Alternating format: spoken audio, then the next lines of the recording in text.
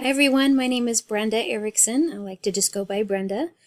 I the best time for my meeting is anytime in the evening, probably after 5 o'clock. That way I can get online and talk with everybody. The experience I have for web design is just a little bit. I'm a junior this year, and I've been working on all the required classes, such as creating a website with our famous glitch, which is not really anything special, I guess. And I've created a website through WordPress, and I'm still currently using that one for my dogs. I have Airedale Terriers.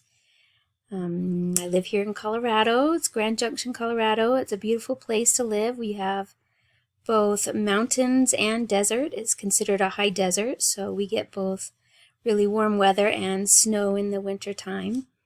We have anywhere from the red rocks, which are really pretty in southern Utah, to aspen trees and pine trees up in the mountains with, rivers and lakes. And where we live, we have over a couple hundred lakes up on the mesa.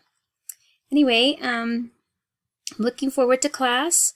I'm looking forward to meeting each and every one of you and getting to know you. My major is web design, and I hope to be successful at some point. All right, see you guys soon.